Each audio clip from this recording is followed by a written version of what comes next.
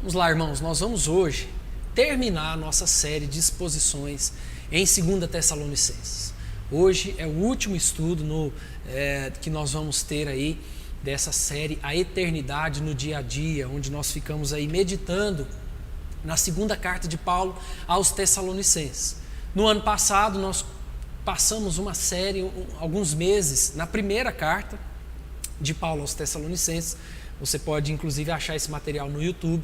E agora nós vamos terminar hoje a segunda carta de Paulo aos Tessalonicenses. E eu intitulei essa série de A Eternidade no Dia a Dia, justamente porque Paulo vai trazer uma ênfase muito grande na volta de Cristo, em novos céus e nova terra, mas Paulo não faz isso como algo desconectado da nossa vida. Paulo não fala sobre céu, sobre novos céus e nova terra como algo distante e incerto. Pelo contrário, Paulo nos mostra que a convicção em novos céus e nova terra, a convicção na volta de Cristo, precisa nos ensinar a viver hoje. Por isso nós intitulamos aí a série de A Eternidade no Dia a Dia, tá? Nós vamos terminar hoje, eu quero convidar você a acompanhar comigo a leitura de 2 Tessalonicenses, capítulo 3, do verso 6 ao verso 18, tá? 2 Tessalonicenses, capítulo 3, do versículo 6 ao versículo 18. Vou ler e você pode acompanhar comigo aí na projeção ou na sua Bíblia também.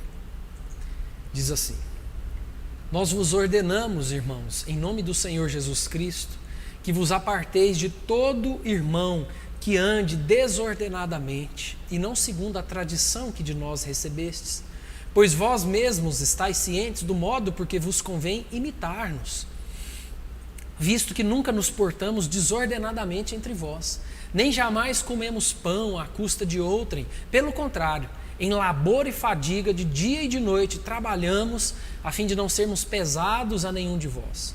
Não porque não tivéssemos esse direito, mas por termos em vista oferecer-vos exemplo em nós mesmos para nos imitardes. Porque quando ainda convosco vos ordenamos isto: se alguém não quer trabalhar, também não coma. Pois de fato estamos informados de que entre vós há pessoas que andam desordenadamente, não trabalhando, antes se intrometem na vida alheia. A elas, porém, determinamos e exortamos no Senhor Jesus Cristo, que trabalhando tranquilamente comam o seu próprio pão. E vós, irmãos, não vos canseis de fazer o bem. Caso alguém não preste obediência à nossa palavra dada por essa epístola, notai-o, nem vos associeis com ele, para que fique envergonhado. Todavia, não o considereis por inimigo, mas adverti-o como irmão. Ora, o Senhor da paz, Ele mesmo, vos dê continuamente a paz em todas as circunstâncias. O Senhor seja com todos vós. A saudação é de próprio punho. Paulo. Este é o sinal em cada epístola, assim é que eu assino. A graça de nosso Senhor Jesus Cristo seja com todos vós. Um dos maiores desafios da nossa vida, do nosso dia a dia, seja em assuntos importantes ou corriqueiros, é a moderação. Esse é um dos maiores desafios da nossa vida, termos moderação. A capacidade de fazer escolhas coerentes e não escolhas extremistas. Nós muitas vezes confundimos as coisas. Nós confundimos descanso com falta de ocupação. Nós confundimos trabalho com ativismo.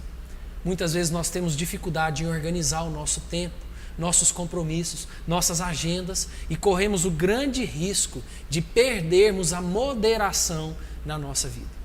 É provável que você já tenha ouvido aquele ditado popular que fala que mente vazia é oficina do diabo, né? Certeza que você já ouviu isso.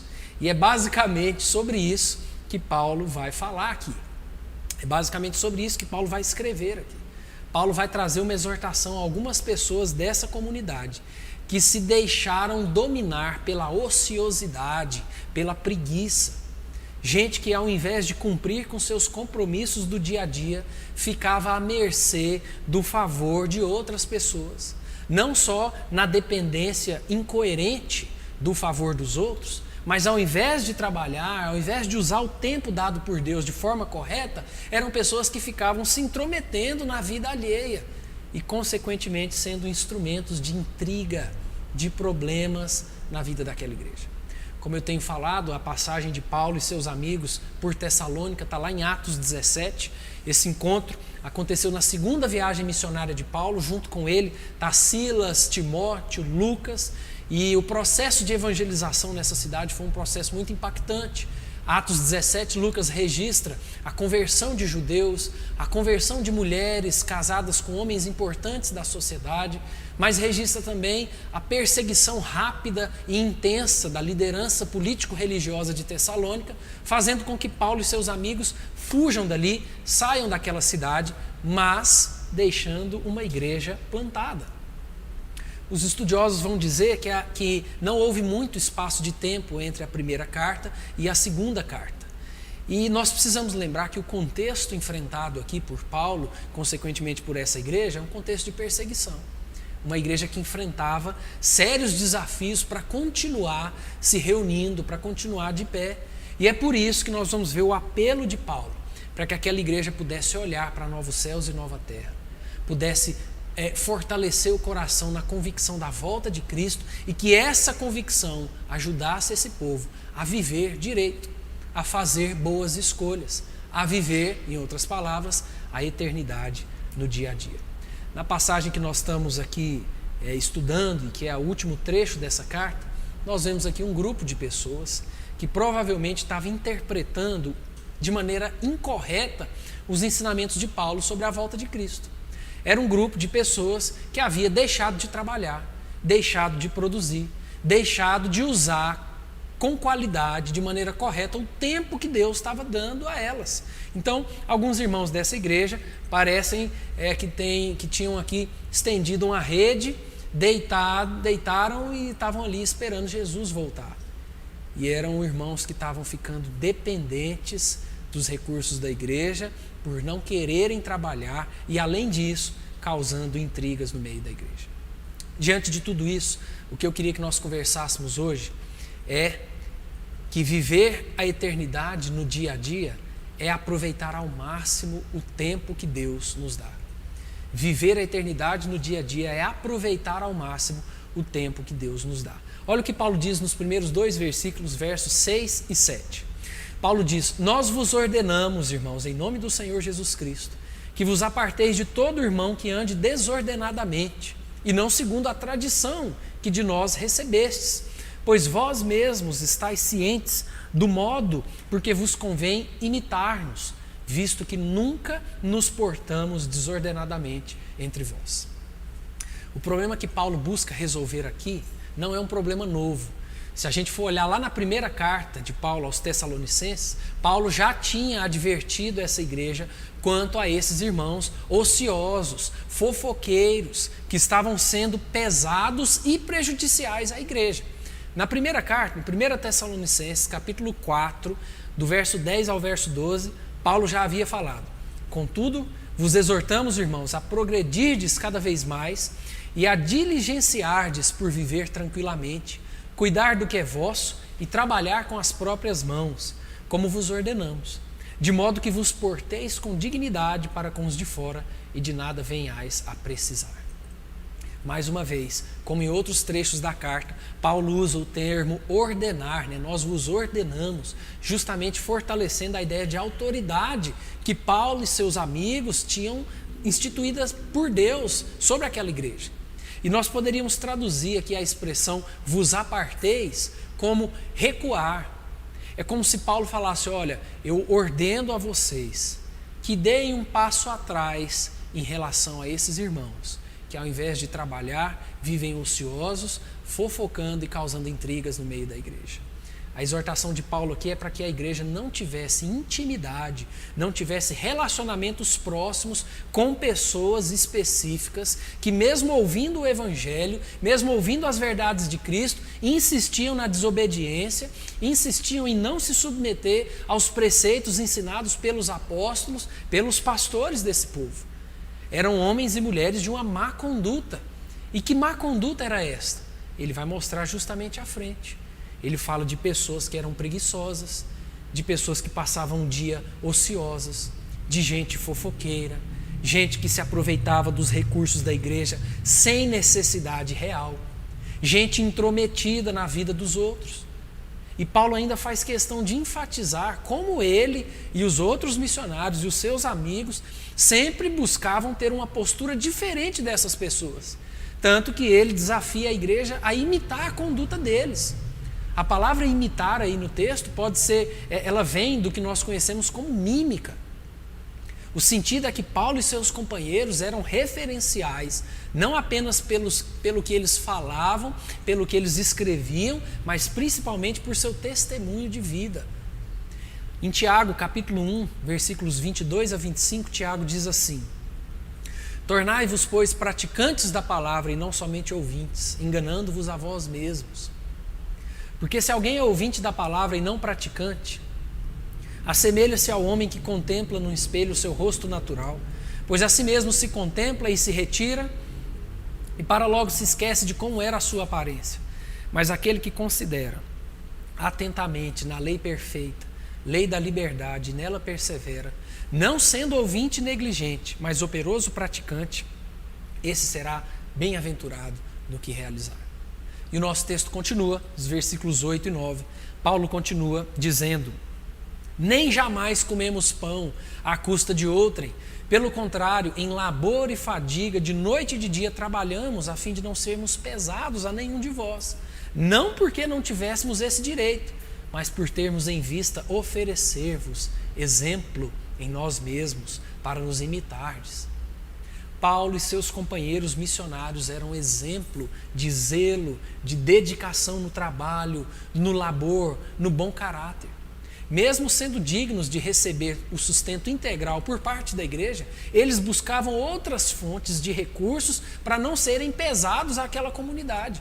Irmãos, entendam que o foco aqui não é o fato dos missionários buscarem trabalhar em outras áreas para o seu sustento. O objetivo desse bloco aqui é combater um dos males que estava prejudicando essa igreja, que era a preguiça. É dever da igreja sustentar missionários e suas famílias que dedicam inteiramente à pregação, ao ensino, à edificação da igreja. E Paulo deixa isso claro. Mas a grande questão é que a preguiça é um pecado e causa problemas no meio de uma comunidade. A ideia de Paulo dar o seu próprio exemplo, o exemplo desses missionários, ele, Timóteo, Lucas, Silas, é para mostrar para aquela igreja o perigo da preguiça. É por isso que Paulo usa essa expressão nesses versos, dizendo: mas termos em vista oferecer-vos exemplo em nós mesmos.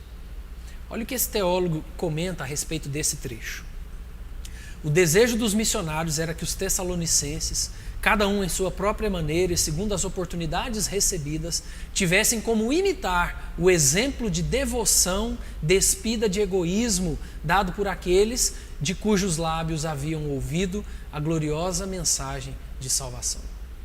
Em Provérbios, capítulo 6, versos 6 a 8, um texto conhecido, o autor diz: vai ter com a formiga, ó preguiçoso, considera os seus caminhos e sê sábio. Não tendo ela chefe, nem oficial, nem comandante, no estio, prepara o seu pão, na cega ajunta o seu mantimento.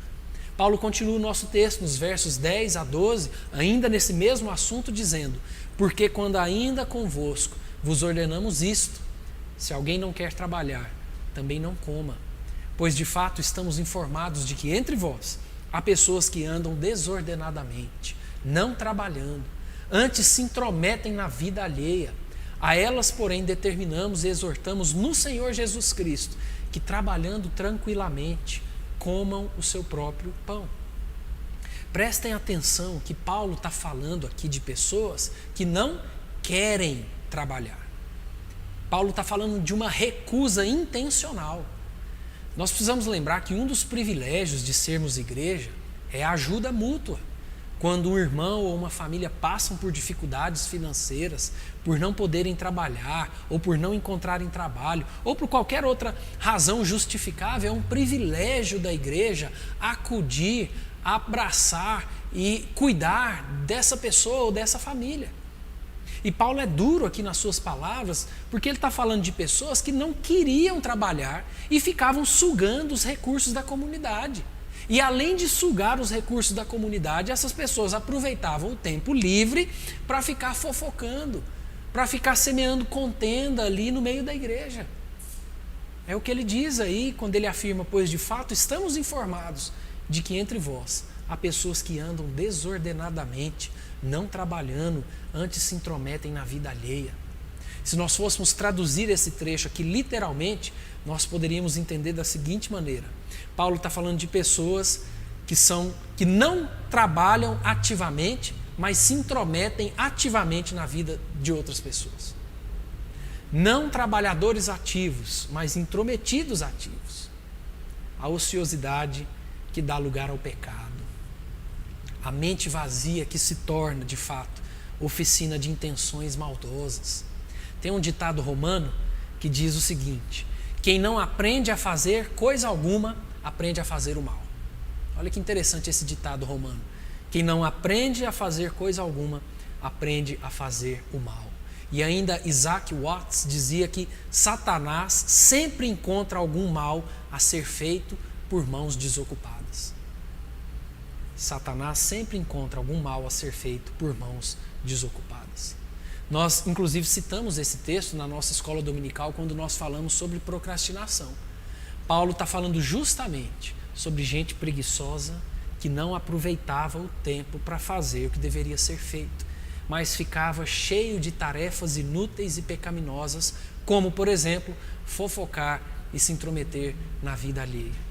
E o bloco termina com uma clara exortação, né? Esse bloco que nós acabamos de ler, quando Paulo fala: acalmem-se e voltem a trabalhar. Ou, em outras palavras, parem de perder tempo com o que não vale a pena, com o que é pecado, e voltem a trabalhar. Irmãos, o sustento que vem através do nosso trabalho, do nosso esforço, é bênção de Deus. O Salmo 128, versículos 1 e 2, um texto muito conhecido, o salmista diz: bem-aventurado aquele que teme ao Senhor e anda nos seus caminhos, do trabalho de tuas mãos comerás, feliz serás e tudo te irá bem. E Paulo termina o nosso texto, do verso 13 ao verso 18, dizendo o seguinte: e vós, irmãos, não vos canseis de fazer o bem. Olha esse versículo 13, é o cerne de todo esse texto. E vós, irmãos, não vos canseis de fazer o bem. Caso alguém não preste obediência à nossa palavra dada por essa epístola, notai-o, nem vos associeis com ele para que fique envergonhado. Todavia, não o considereis por inimigo, mas adverti-o como irmão. Ora, o Senhor da paz, Ele mesmo vos dê continuamente a paz em todas as circunstâncias. O Senhor seja com todos vós. A saudação é de próprio punho, Paulo. Este é o sinal em cada epístola, assim é que eu assino. A graça de nosso Senhor Jesus Cristo seja com todos vós. Aqui, Paulo agora vai se voltar para a parte da igreja que talvez estava aqui cansada pelo mau testemunho, pela situação constrangedora gerada por esses ociosos. É por isso que o grande cerne desse texto está no verso 13. Não vos canseis de fazer o bem. A palavra cansar aqui tem a mesma conotação de perder o ânimo. É como se Paulo falasse: olha, independente desse tipo de pessoa que tem sugado os recursos da comunidade, que tem causado intrigas, independente deles, vocês não podem perder o ânimo de continuar sempre fazendo o bem. É bem provável, irmãos, que a unidade da igreja estava sendo comprometida pelo mau testemunho desses preguiçosos aqui, dessas pessoas. Mas Paulo sabiamente nos lembra de um princípio muito importante: nós não devemos nos cansar de fazer o bem. Lá em Gálatas, capítulo 6, verso 9, Paulo usa essa mesma expressão. Ele diz: e não nos cansemos de fazer o bem. Olha que interessante a transliteração desse versículo aqui. Vocês não devem exasperar-se tanto pela conduta lamentável de uns poucos ociosos, que se sintam cansados de exercer a caridade para os que são realmente merecedores. É justamente isso que Paulo vai falar aqui. Não se cansem de fazer o bem em detrimento dessas pessoas ou por causa dessas pessoas. E na continuidade dos versículos, Paulo provavelmente faz um apelo aqui à liderança da igreja. Caso mesmo depois dessa segunda carta, dessa outra advertência, alguns irmãos aqui não tomassem atitude de mudança de vida, como Paulo diz, eles deveriam ser advertidos como irmãos. O que Paulo está falando aqui nada mais é do que sobre a disciplina eclesiástica. É sobre disciplina que Paulo está falando aqui. O problema é que a palavra disciplina às vezes soa mal no nosso contexto. A palavra disciplina às vezes fica parecendo algo como jogar pedras ou como humilhar aquela pessoa. Mas a disciplina bíblica, ela é diferente. A disciplina bíblica, como a Bíblia nos ensina, ela nos fala sobre advertir em amor, sobre trazer para perto, sobre nos dedicar ao irmão, ao pecado, à situação que esse irmão está vivendo, com o objetivo que esse irmão seja sarado, seja curado, seja transformado. O problema é quando nós fugimos dessa disciplina. O problema é quando nós fugimos de tratar questões do nosso coração. O problema é quando nós fugimos da nossa liderança. Quando tratamos com irmãos que insistem em não dar ouvidos à palavra de Deus, aí sim o resultado é o que Paulo diz aqui: não se associem com ele. Olha o que esse teólogo comenta a respeito desse trecho, eu achei muito interessante, quero ler para você. Nenhum cristão pode dizer: não sou capaz de obedecer à palavra de Deus e de trabalhar, pois Deus provê tudo de que precisamos para obedecer. Ele é o Senhor da paz, e se Ele é o Senhor de nossa vida, teremos paz em nosso coração e ajudaremos a estimular a paz na comunhão da igreja. Se há problemas na igreja, há problemas no coração de alguém. Se Cristo é o Senhor, há paz no coração. Se há conflitos no coração, Jesus Cristo não é o Senhor. Irmãos, não existe verdadeira comunhão onde não existe arrependimento. Não existe verdadeira comunhão onde não existe arrependimento. E Paulo termina então a sua carta se despedindo dessa igreja, trazendo aí as suas palavras finais. Eu quero apenas ler de novo esse finzinho, essa despedida de Paulo, na versão da Bíblia do Eugene Peterson, que é uma transliteração da Bíblia. É muito interessante como ele traz esses versos finais. Que o Senhor da paz dê a vocês o dom de caminhar uns com os outros em todo o tempo. Que o Senhor verdadeiramente esteja com vocês. Eu, Paulo, apresento minhas despedidas em todas as minhas cartas. Assim confiram minha assinatura como prova de que a carta é genuína. A maravilhosa graça do nosso Senhor Jesus Cristo seja com todos vocês. Irmãos, viver a eternidade no dia a dia é aproveitar ao máximo o tempo que Deus nos dá. Viver a eternidade no dia a dia é aproveitar ao máximo o tempo que Deus nos dá. Nós precisamos de moderação no nosso viver. Nós precisamos aproveitar ao máximo o tempo que Deus tem nos dado. Eu sei que nós estamos vivendo em tempos diferentes, tempos difíceis, inclusive tempos em que muitos querem trabalhar e não podem. Mas a questão é: como aproveitaremos bem o tempo que Deus tem nos dado, mesmo nesses dias difíceis? Eu quero terminar com 2 lições práticas para a nossa vida. A primeira delas é: nós precisamos ter sabedoria no uso do nosso tempo. Nós precisamos ter sabedoria no uso do nosso tempo. Estabelecer prioridades é algo que vai nos ajudar nisso. Nós precisamos organizar o tempo, o dia que Deus nos dá. Nós precisamos ter o nosso momento a sós com Deus. Nós precisamos ter o nosso momento em família. Nós precisamos ter o nosso tempo de trabalhar. Nós também precisamos ter o nosso tempo de descanso. Nós precisamos de tempo para servir a igreja. Nós precisamos de tempo, às vezes, para se afastar do celular, das redes sociais. Precisamos de tempo para uma atividade física, para ler um bom livro. Nós precisamos de sabedoria no uso do nosso tempo. Eu quero convidar você a fazer esse questionamento para o seu coração, que é um questionamento que eu tenho feito durante a semana.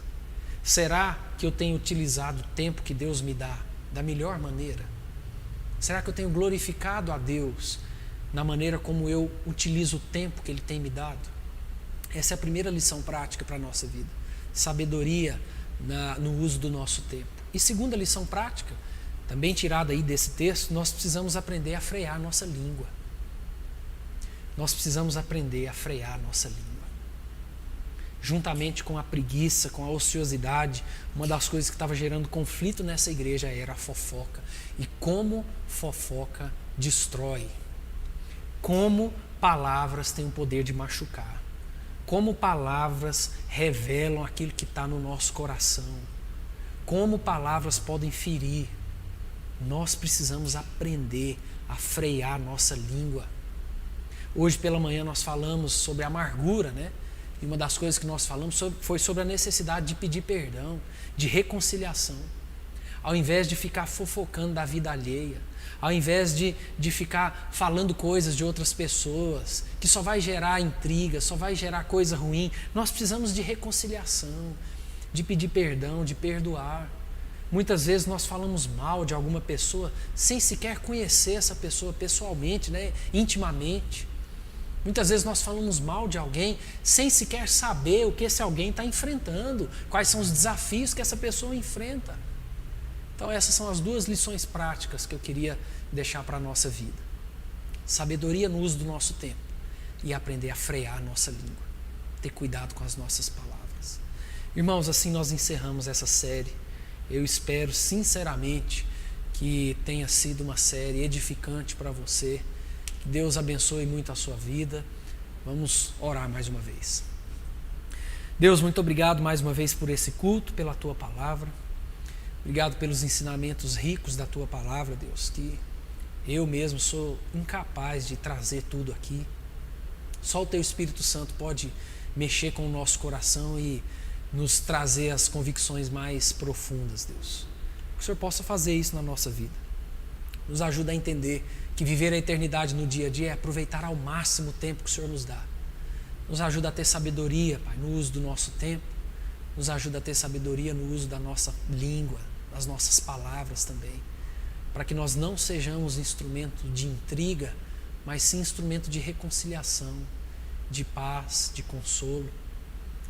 Deus, essa é a nossa oração, Pai. Que a graça do Senhor, Deus nosso Pai, que o amor de Jesus Cristo, seu Filho, que as consolações e as convicções do Espírito Santo esteja com cada um de nós em mais uma semana, para a honra e glória do Senhor, Pai, em nome de Jesus. Amém. Deus abençoe, irmãos.